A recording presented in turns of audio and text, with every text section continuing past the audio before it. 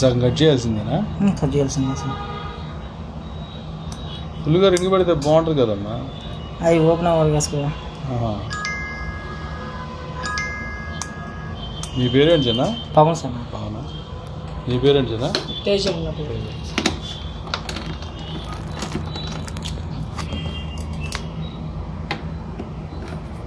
Earthing ఇవ్వకుండా కూడా ఇబ్బంది సార్.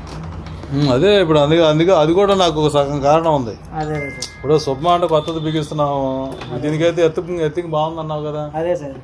అంటే ఆల్రెడీ అందుకని చేసిన అన్ని చేసి చూసుకొని ఉంటారు కదా. అదే సార్. అందుకని ఇక కావాలంటే మళ్ళీ కాసిన డబ్బులు సంపాదించి అక్కడ ఏసీ మిషన్ పెట్టుకోవటం, ఇక డోర్లు చేసుకోవాల్సిందే, కానీ దీన్ని రిస్క్ పెట్టుకోదలుచుకోవాలి.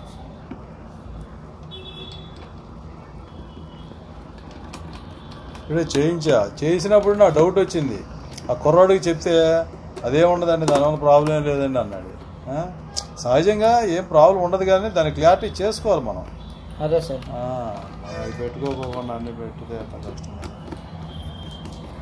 నాకు తెలిసి లోపల ఎంసీపీ దాంట్లో ఎర్తింగ్ ఇచ్చిన ఉండదు. ఎంసీబీ ఎర్తింగ్ ఇవ్వలేదా? ఎంసీబీ బాక్స్లో ఎర్తింగ్ వైరు వదిలేసి ఉంటాడు. దాన్ని కూడా కలపాలా? ఎర్తింగ్ లోపల ఎర్తింగ్ వైర్ దాంట్లో కలపాలి. అప్పుడు బిల్డింగ్ ఎర్తింగ్లోకి మెటల్ బాక్స్ వెళ్ళి ఎర్తింగ్ కరెక్ట్గా ఉంటుంది. అదే ఉండొచ్చు. మామూలుగా ఎంసీబీ కనెక్ట్ చేయమని చెప్పాను. ఆ బయట ఎంసీబీలు అయ్యే ఉన్నాయి, మాకు ముందు వివరం తెలియదు అసలుకి. సరే కనెక్ట్ చేశానండి, ఆ ఎంసీబీ ఆఫ్ చేసాడు, ఆన్ చేసాడు, చూపించాడు. బిగించేటప్పుడు మరి ఇదేంటి అంటే ఇప్పుడు మాకు ఫోన్ చేస్తుంటే లిఫ్ట్ చేయట్లా. అంత అడావుడిగా చేస్తారని నాకు అర్థం కాదు. అసలు చక్కగా ఒక ఏకాగ్రత, ఇప్పుడు ఒక గంట చేయాల్సిన పని 6 గంటలు అయిపోద్ది ప్రశాంతకరంగా చేస్తే.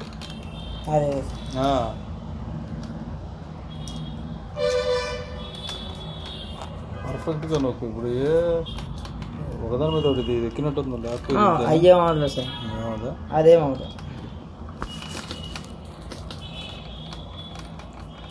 ఇది ఎందుకు నేను వీడియో తీసుకుంటున్నానంటే మళ్ళా భవిష్యత్తులో ఏం బిగించాము ఏంటి అనేది నాకు గుర్తుంటుంది. అన్నీ మేము క్రోమాలు తీసుకున్నప్పుడు అలా వీడియో తీసి పెట్టుకున్నాం. ఫ్రిడ్జ్ కొన్నాము, వాషింగ్ మిషన్ కొన్నాము, ఇప్పుడు ఇది కొన్నాం. అదే క్రోమా మాత్రం మంచి సర్వీస్ ఇస్తాడు బాబు.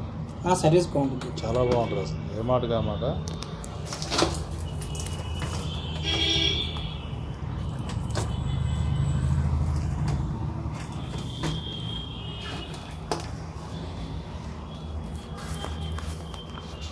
కనెక్ట్ చేయాలి, అది అంత పర్ఫెక్ట్గానే ఉంది కదా.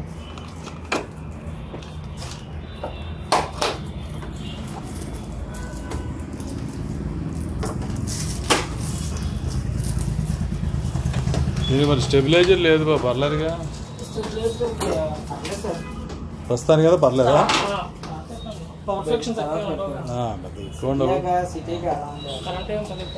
పోదు.